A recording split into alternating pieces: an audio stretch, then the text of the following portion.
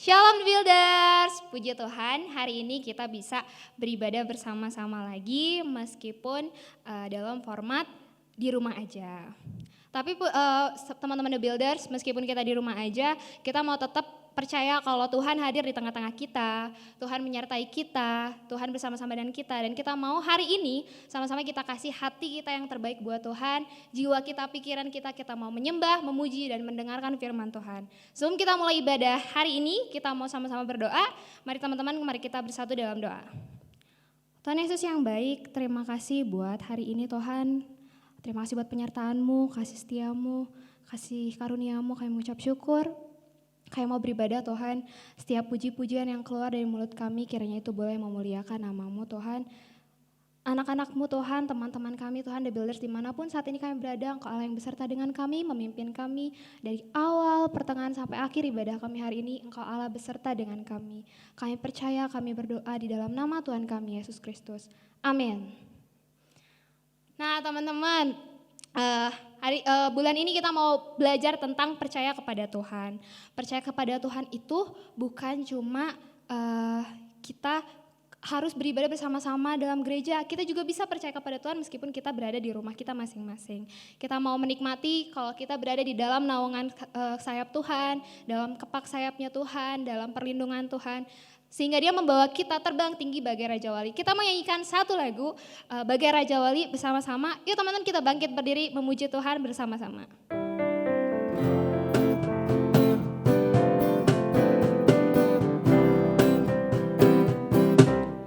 Aku ingin selalu berada di hadirat-Mu.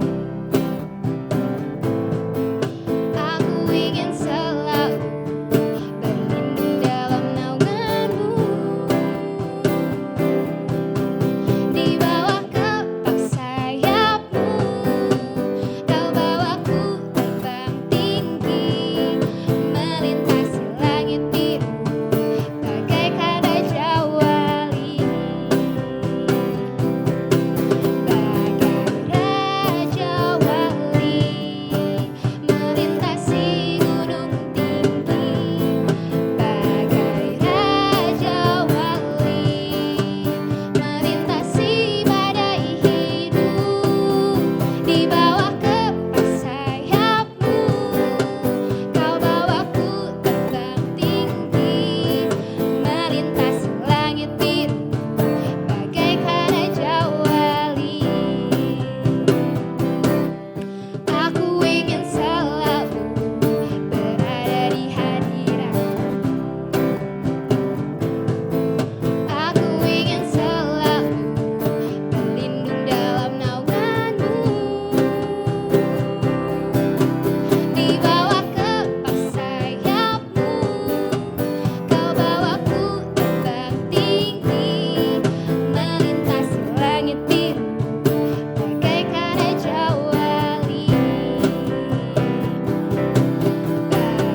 Bagai Raja Wali, melintasi gunung tinggi.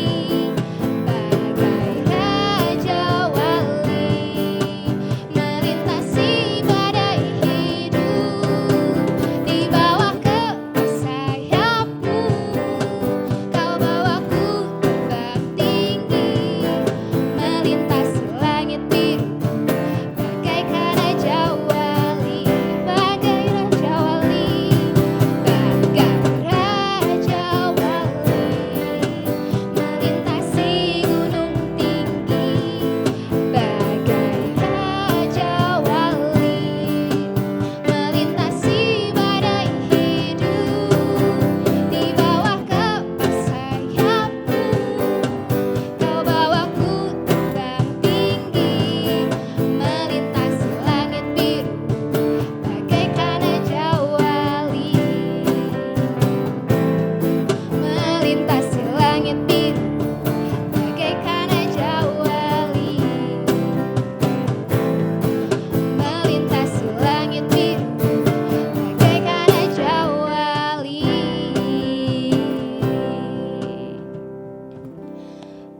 Percaya kepada Tuhan berarti memberikan hati kita, pikiran kita, hidup kita.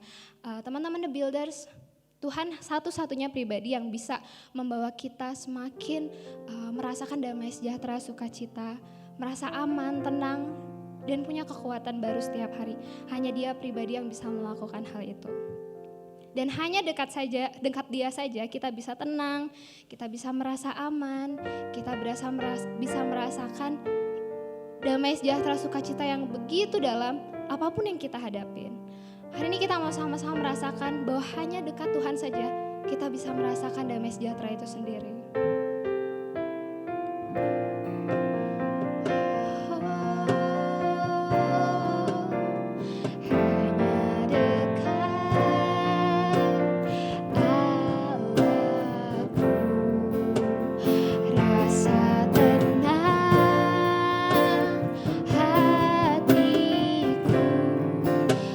Sertai jalanku.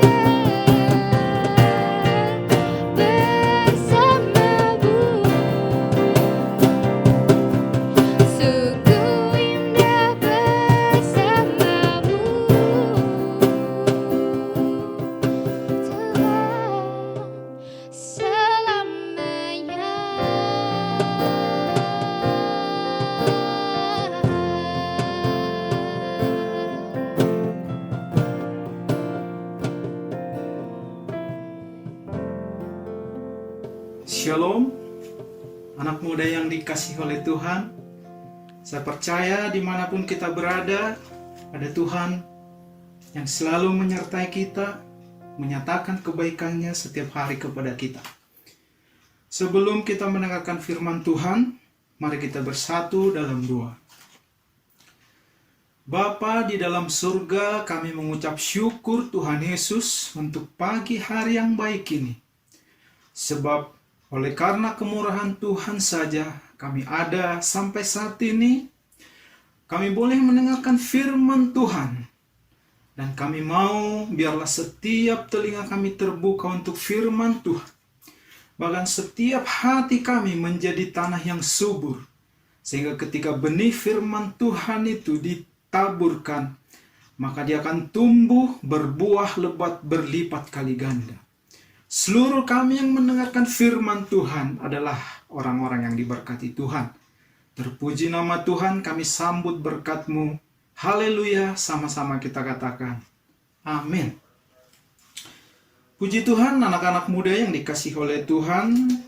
Saat ini sesuai dengan tema yang diberikan oleh Departemen Youth, yaitu tentang percaya kepada Allah. Dan pada saat ini saya mau kita belajar lebih spesifik lagi, yaitu mengenai apa yang membuat kita begitu susah percaya kepada Tuhan, sementara kita sudah lahir baru, sementara kita sudah bertahun-tahun mengikuti Yesus, tapi ada saja yang membuat firman Tuhan yang kita ketahui tersebut, dia tidak produktif dalam kehidupan kita. Mari kita buka Alkitab kita dari Markus 6 ayat 45 sampai 52. Kita akan baca firman Tuhan secara bersama-sama. Markus 6 ayat 45 sampai 52. Beginilah kata firman Tuhan. Sesudah itu Yesus segera memerintahkan murid-muridnya naik ke perahu dan berangkat lebih dulu ke seberang ke Betsaida. Sementara itu ia menyuruh orang banyak pulang. Setelah ia berpisah dari mereka, ia pergi ke bukit untuk berdoa. Ketika hari sudah malam, perahu itu sudah di tengah danau, sedang Yesus tinggal sendirian di darat. Ketika ia melihat betapa payahnya mereka mendayung karena angin sakal, maka kira-kira jam 3 malam ia datang kepada mereka berjalan di atas air, dan ia hendak melewati mereka. Ketika mereka melihat dia berjalan di atas air, mereka mengira bahwa ia adalah hantu, lalu mereka berteriak-teriak. Sebab mereka semua melihat dia, dan mereka pun sangat terkejut. Tetapi segera ia berkata kepada mereka, "Tenanglah, aku ini, jangan takut." Lalu ia naik ke perahu menempatkan mereka, dan angin pun redalah. Mereka sangat tercengang dan bingung. Sebab sesudah peristiwa roti itu, mereka belum juga mengerti, dan hati mereka tetap degil. Ya, satu firman Tuhan yang sudah biasa kita dengarkan, tapi pada pagi hari ini kita akan belajar lebih detail lagi. Mengapa murid-murid Yesus yang sudah bertahun-tahun menyertai Yesus, mereka melihat Tuhan Yesus mengadakan mukjizat, atau mereka terlibat di dalamnya menyembuhkan orang sakit atau mengusir setan, tapi pada saat-saat tertentu, saat-saat dibutuhkan, justru mereka tidak bisa mengaplikasikan iman mereka. Nah, sebelum kejadian ini, ada mujizat-mujizat yang sudah dialami oleh murid-murid bersama dengan Tuhan Yesus. Beberapa jam sebelumnya, mereka melihat dan terlibat memberi makan 5.000 orang. Beberapa hari sebelumnya, mereka diutus oleh Yesus dan mereka mengusir setan, menyembuhkan yang sakit. Beberapa hari lebih ke belakang lagi, mereka juga melihat Yesus membangkitkan anak Yairus yang mati. Dan kembali lagi semakin ke belakang, mereka juga melihat Yesus meredakan angin ribut. Hampir sama kejadiannya dengan yang kita pelajari pada saat ini. Nah, kita akan pelajari satu persatu. Kita baca lagi ayat 45. Sesudah itu Yesus segera memerintahkan murid-muridnya naik ke perahu dan berangkat lebih dulu ke seberang, ke Betsaida, sementara ia menyuruh orang banyak pula. Setelah Yesus memberikan makan 5.000 orang, di sana dikatakan Yesus memerintahkan mereka. Memerintahkan di sini dalam artian mereka didesak, mereka dipaksa untuk segera menyeberang, untuk segera pergi meninggalkan tempat itu ke seberang. Nah, satu hal yang kita tahu di sini, bahwa murid-murid Yesus ini adalah semuanya nelayan, background mereka adalah nelayan, dan mereka tahu tentang banyak hal di danau tersebut. Mereka tahu tentang cuaca, mereka tahu banyak hal di danau tersebut.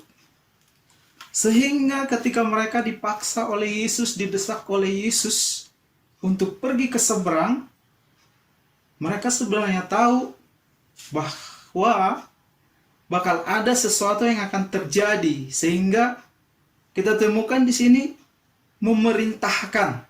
Kata memerintahkan itu berarti sekalipun mereka sebenarnya berat untuk pergi, tapi karena cinta mereka kepada Yesus, akhirnya mereka juga pergi. Kita baca lagi ayat 46. Setelah ia berpisah dari mereka, ia pergi ke bukit untuk berdoa. Ketika hari sudah malam, perahu itu sudah di tengah danau, sedang Yesus tinggal sendirian di darat. Ya, kita perhatikan di sini. Ketika malam sudah tiba, maka sebenarnya mereka sudah ada di tengah-tengah danau tersebut. Nah, dari sini kita bisa tahu bahwa danau tersebut sebenarnya tidak terlalu luas, tidak terlalu lebar. Karena pada saat mereka di tengah-tengah danau tersebut pun, Yesus yang lagi di darat masih bisa melihat mereka. Jadi kalau hitung-hitungannya adalah sekitar 4-5 km luasnya yang harus mereka tempuh dengan naik perahu. Kita lanjut lagi. Ketika ia melihat betapa payahnya mereka mendayung karena angin sakal, maka kira-kira jam 3 malam ia datang kepada mereka berjalan di atas air, dan ia hendak melewati mereka. Kita lihat di sini betapa beratnya perjuangan mereka. Sudah berjam-jam dari sore sampai jam 3 mereka belum sampai-sampai, sehingga Yesus bisa menyusul mereka. Dan kita dapatkan di sana anak-anak muda yang dikasih oleh Tuhan. Di sana dikatakan ia hendak melewati mereka. Nah, di sini Tuhan Yesus bukan datang sengaja untuk menolong mereka, untuk bergabung dengan mereka, tapi Yesus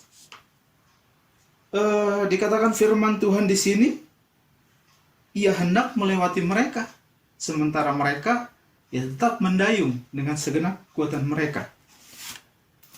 Nah, anak-anak muda yang dikasih oleh Tuhan, dari sini kita bisa belajar, sekalipun kuasa Tuhan itu tersedia bagi kita, sekalipun kuasa Tuhan Yesus itu sudah disediakan 2000 tahun yang lalu ketika Yesus disalibkan, mati dan naik ke surga, tanpa ada bagian dari kita, maka mujizat yang harusnya terjadi itu bisa saja tidak terjadi. Kita lihat di sini bahwa sebenarnya Yesus itu mau melewati mereka saja. Ya, mau melewati. Tapi kita baca di sana, ketika mereka melihat dia berjalan di atas air, mereka mengira bahwa ia adalah hantu. Lalu mereka berteriak-teriak. Mereka yang sudah setiap hari bersama Yesus, dalam keadaan takut, dalam keadaan terdesak, dalam keadaan terhimpit, bisa tidak mengenal Yesus. Kita pun bisa seperti itu. Dalam keadaan semuanya baik-baik saja, sangat mudah berkata untuk berkata, Yesus baik, Yesus luar biasa, Yesus sangat mengasihi, Yesus dahsyat, Yesus luar biasa. Tapi ketika kita benar-benar di tengah-tengah pergumulan, ketika kita berada di tengah-tengah keadaan, kita pun bisa tidak mengenal Yesus.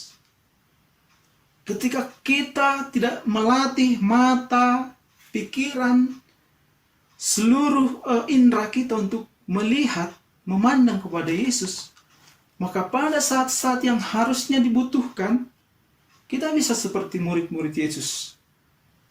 Kehilangan daya lihat, daya ingat, bahkan daya berpikir mereka pun hilang, sehingga mereka mengira bahwa yang berjalan di atas air itu adalah hantu. Sehingga mereka berteriak-teriak, mereka ketakutan.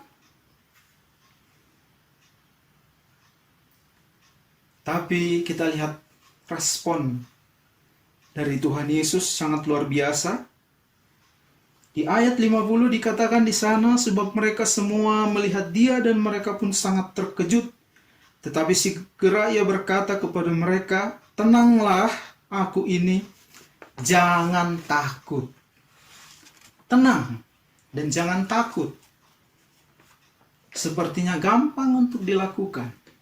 Kalau semuanya keadaan baik, ya kita bisa berkata dengan gampang.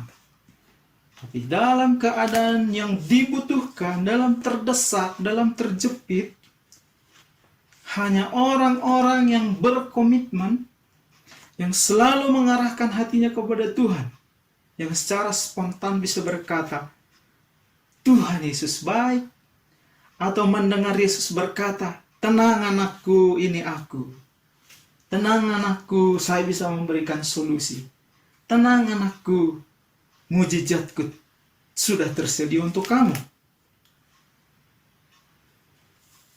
Nah, anak-anak muda yang dikasih oleh Tuhan, kejadian ini dicatat dalam Alkitab, baik oleh Markus, demikian juga Matius, di Matius 14 ayat 22-23, atau di Yohanes 6 ayat 16 sampai 21. Sedikit melompat ke Matius 14 ayat 28. Nah, di sini ada satu yang kita pelajari.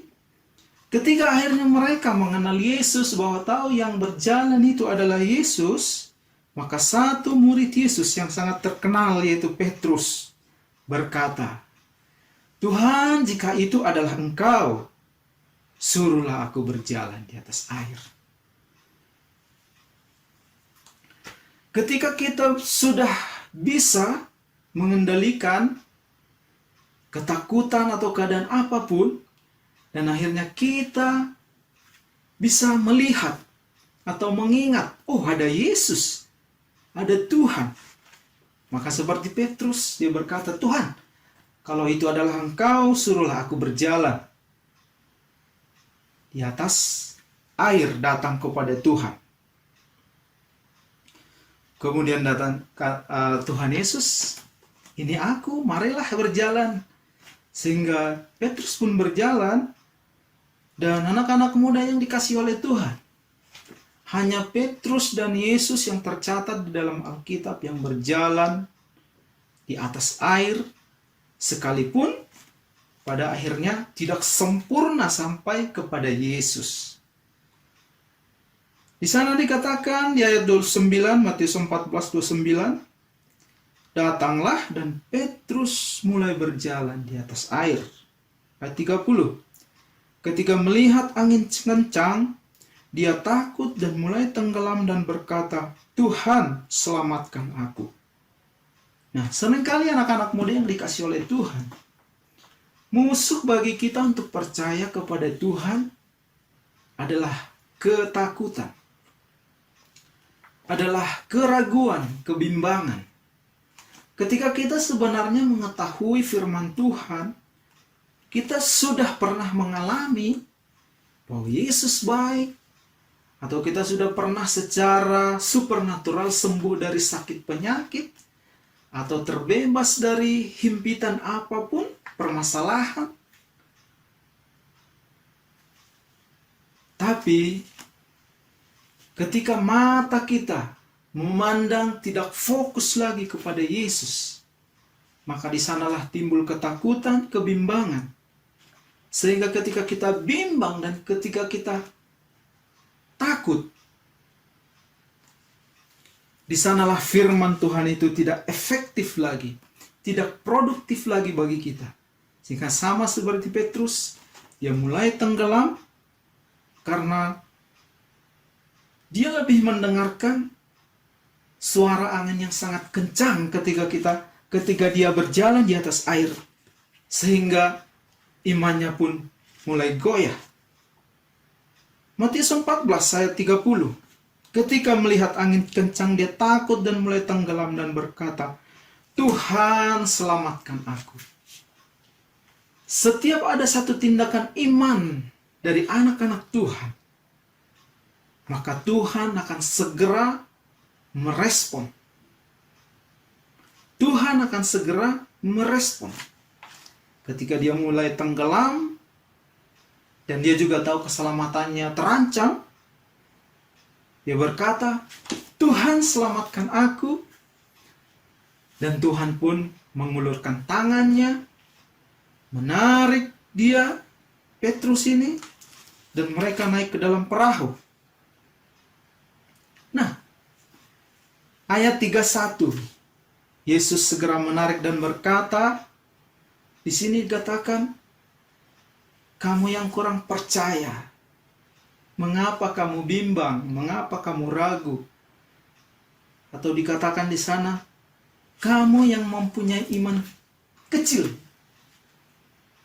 Jadi bisa kita lihat di sini, bukan tidak punya iman, tetapi bagaimana iman itu tidak bisa dipergunakan pada saat tersebut, sehingga ketakutan lebih besar daripada imannya, atau ketakutan tersebut menegasi iman tersebut, sehingga Petrus pun mulai tenggelam. Kita lanjutkan lagi, kembali lagi ke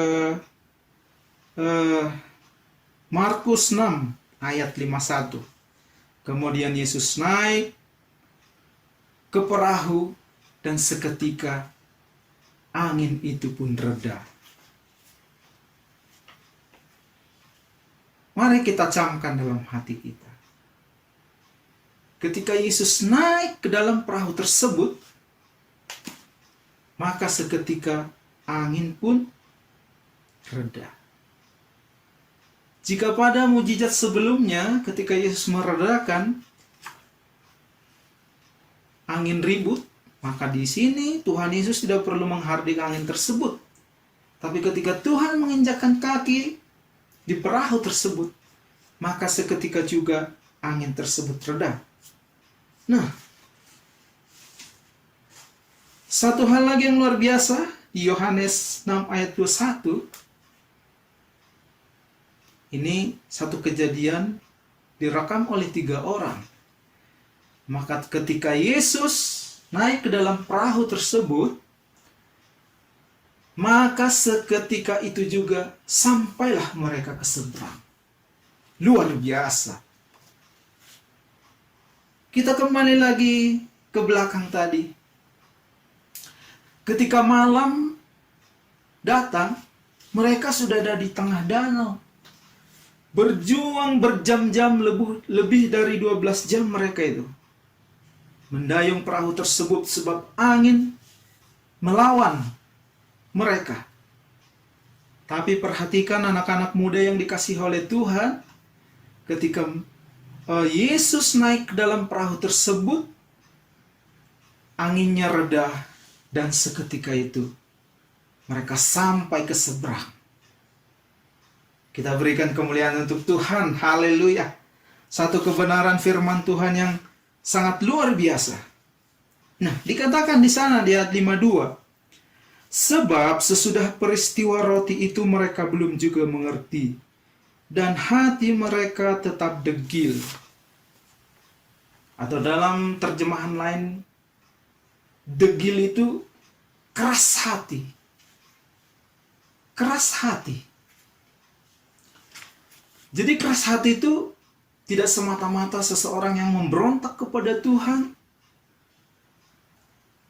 atau orang-orang yang tidak lahir baru, atau orang-orang yang tidak percaya kepada Yesus. Tapi di sini juga saya dan anak-anak muda yang ada di rumah, sebenarnya kita pun memiliki kekerasan hati pada level-level tertentu.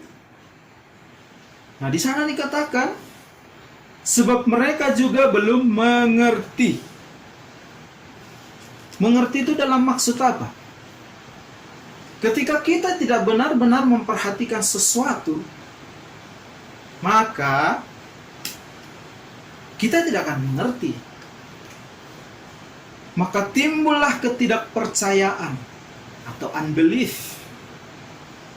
Tetapi sebaliknya, ketika kita benar-benar memperhatikan firman Tuhan, kita fokus, maka timbullah sensitivitas kepada firman Tuhan, kepada Roh Kudus.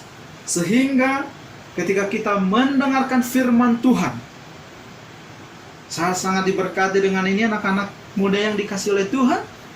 Ketika Maria mengunjungi Elisabet yang sedang mengandung bayi Yohanes, maka dikatakan di sana, ketika Maria mengucapkan salam, maka bayi Yohanes yang masih ada di perut tersebut, dia melonjak karena mendengar salam tersebut. Seharusnya anak-anak muda yang dikasih oleh Tuhan, ketika kita mendengarkan firman Tuhan, maka melonjaklah roh kita dengan sukacita karena firman yang kita dengarkan tersebut.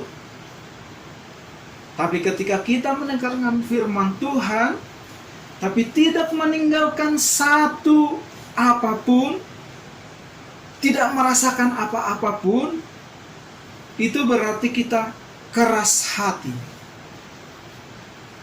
Orang yang keras hati, sekalipun dia mengalami mujizat, seperti murid-murid ini, pada saat ada kesempatan bagi mereka untuk mengaplikasikan iman mereka, mereka tidak akan bisa, sama seperti kita juga.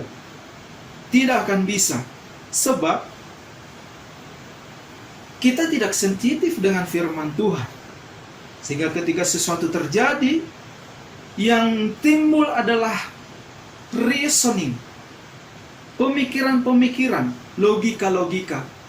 Dan kita melupakan firman Tuhan, yang sebenarnya firman Tuhan tersebut pun kita hafal bertahun-tahun, tapi karena kita tidak memperhatikannya, itu tidak jadi apa-apa. Nah, di sini kita belajar satu hal, bahwa sebenarnya iman dan ketidakpercayaan itu bisa timbul pada saat yang bersamaan. Nah, kalau ketidakpercayaan atau unbelief itu kita tidak bisa manage, maka itu akan menghindar dari iman tersebut, menegasi iman tersebut. Yang iman sudah maju satu langkah, tapi ketika ada ketidakpercayaan satu langkah, maka dia akan mundur kembali. Sehingga seolah-olah firman Tuhan yang kita tahu, yang kita dengarkan tersebut, bagi saya itu tidak bekerja. Tapi bagi orang bekerja, berarti bukan firman Tuhan yang salah, tapi yang salah adalah hati kita keras, sehingga kita tidak bisa sensitif menangkap setiap kebenaran dari firman Tuhan. Kita tidak bisa, itu punya saya, itu berlaku bagi saya, terima kasih Tuhan. Kita tidak bisa berkata seperti itu karena kekerasan hati tadi. Nah, Alkitab berkata dalam Markus 5 ayat 36, Yesus berkata, jangan takut, percaya saja. Jangan takut, percaya saja. Jadi yang dikatakan ketidakpercayaan itu bisa sama sekali bisa pemberontakan kepada Tuhan, atau bisa juga ketika kita tahu firman Tuhan. Contohnya, oleh bilur-bilur Yesus, aku disembuhkan. Tapi, selama masih ada tapinya, berarti kita tidak benar-benar percaya. Firman Tuhan berkata bahwa masa depan saya adalah masa depan yang penuh pengharapan. Tapi, ada tapinya. Macam-macam tapinya. Ketika tapi tersebut masih ada, berarti masih ada ketidakpercayaan dalam hati kita, sehingga iman tersebut tidak produktif, tidak bisa menghasilkan apa-apa, atau tidak bisa bekerja dalam kehidupan kita. Nah, kesimpulannya, saya percaya, saya berdoa, anak-anak muda yang mendengarkan firman Tuhan ini, hidup kita akan berubah sehingga kita tidak akan pernah sama lagi. Sekalipun kita masih muda, tapi di dalam iman kita kuat, dalam kasih kita luar biasa, dalam komitmen pengikutan kepada Tuhan, kita tidak bisa disepelekan. Amin. Kesimpulannya adalah, ketika kita berbicara tentang percaya kepada Allah, maka kita harus bisa memanage, kita harus bisa menghilangkan kekerasan hati yang membuat kita tidak percaya sekalipun kita tahu. Seperti murid-murid ini sudah bertahun-tahun, berpuluh-puluh, beratus-ratus mujizat sudah mereka alami, bahkan melalui tangan mereka orang sakit disembuhkan, bahkan melalui mereka roh-roh jahat diusir. Tapi ketika keadaan benar-benar membutuhkan, iman mereka tidak bisa melakukan apa-apa.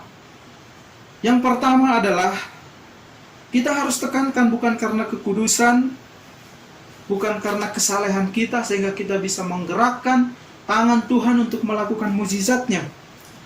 Tetapi ingat di sini, kekudusan kita, pemisahan dan komitmen kita itu menentukan sensitivitas kita kepada Tuhan. Yang kedua, single-minded. Tidak mendua hati. Atau pikiran kita itu fokus kepada firman Tuhan. Tidak ada plan A, plan B. Tapi ketika firman Tuhan katakan, kamu sembuh misalnya, kita hanya percaya itu. Yang ketiga, jika kita sudah lahir baru, kita pasti punya iman. Sebab Alkitab berkata, oleh kasih karunia melalui iman kamu diselamatkan. Setiap orang yang bisa mempercaya Yesus adalah Tuhan yang menjadi manusia, mati disalibkan, bangkit pada hari ketiga dan naik ke surga, dia punya iman. Karena hanya dengan iman kita diselamatkan. Semua punya iman. Tidak ada yang nggak punya iman. Masalahnya adalah, kamu punya iman, pernah nggak dipergunakan? Dipergunakan nggak? Semua punya otot manusia ini. Tapi ada yang bisa mengangkat 5 kilo, 50 kilo, 100 kilo, bahkan di atas 100 kilo. Itu tergantung bagaimana dia melatih, mempergunakan imannya setiap saat. Maka ada yang bisa mengangkat beban beratus-ratus kilo. Yang selanjutnya, ada harga yang setimpal dari pemisahan diri. Anak-anak muda yang dikasih oleh Tuhan, kamu tidak perlu minder, kamu tidak perlu malu. Ketika kamu ambil satu keputusan memisahkan diri dari hiruk pikuknya kehidupan ini, pergaulan dunia ini, untuk fokus kepada Tuhan. Sebab ada harga yang setimpal dari pemisahan diri kita kepada Tuhan. Ketika orang sibuk dengan ini, sibuk melakukan ini, di pekerjaan melakukan ini, tapi kita tetap menjaga hati kita pure, murni mengikut Tuhan, ada harga yang setimpal dengan apa yang kita percaya tersebut. Ketika kita tahu bahwa media sosial sebenarnya banyak menanamkan kebencian dalam hati kita, membuat kita semakin tidak sensitif kepada Tuhan, uninstall saja. Tidak usah merasa minder dikatakan orang tidak gaul lah. Tapi ketika kita rasa bahwa apa yang kita dengar, Alkitab berkata, perhatikan apa yang kamu dengar. Apa yang kita lihat, kita dengar, kita perhatikan. Apakah ini membangun atau tidak? Kalau tidak membangun, buang saja. Nah, yang terakhir, Injil itu membutuhkan komitmen yang besar. Kalau kita mau mengikuti Yesus, butuh komitmen saja. Kepintaran opsional, yang lain-lain opsional. Tapi komitmen adalah yang utama. Sehingga kita bisa memfokuskan hati kita kepada hal-hal yang dari Tuhan. Sehingga hari lepas hari kita semakin sensitif. Ketika kita sensitif kepada firman Tuhan, kepada Roh Kudus, kepada Tuhan, sangat gampang untuk mempercayai mujizat Tuhan, mempercayai dan terjadi dalam kehidupan kita. Amin, anak-anak muda yang dikasihi Tuhan. Mengikut Tuhan itu adalah sesuatu keistimewaan yang luar biasa. Ada perbedaan-perbedaan bagi orang-orang yang sungguh berkomitmen kepada Tuhan. Nah, itu saja firman Tuhan kita untuk hari ini. Kita percaya ketika kita mendengar, kita mulai merubah pemikiran kita. Saya percaya anak-anak muda yang dikasih oleh Tuhan, hidup kalian pasti berubah. Mendapatkan mujizat itu, kalian pasti bisa. Dalam karir, dalam kesehatan, dalam keluarga, semakin kita berkomitmen kepada Tuhan, maka semakin gampang mujizat Tuhan itu terjadi. Semakin gampang kita percaya kepada Tuhan. Oh haleluya, terpujilah nama Tuhan. Mari kita bersatu dalam doa. Tuhan Yesus, kami sudah belajar pada hari ini. Dan kami mau setiap apa yang menjadi penghalang bagi kami untuk fokus kepada Tuhan. Kami mau tolak semuanya. Bahkan apa yang melekat di kami, di bisnis, pekerjaan, studi kami mau lepaskan itu semua. Sehingga hati kami itu begitu sensitif kepada Tuhan. Sehingga tidak ada kekerasan hati, ketidakpercayaan yang menghalangi mujizat Tuhan terjadi dalam hidup kami. Semua anak-anak muda di Rehoboth Shalom diberkati oleh Tuhan, dimanapun mereka mengikuti ibadah ini. Hamba berdoa, biarlah pengenalan kepada Tuhan menjadi milik mereka sampai selama-lamanya. Mari anak-anak muda yang dikasihi Tuhan, kita angkat tangan kita terima berkat dari Tuhan. Anugerah, kasih dari Allah Bapa Yesus Kristus, dan persekutuan dari Roh Kudus menyertai kita selama-lamanya. Haleluya.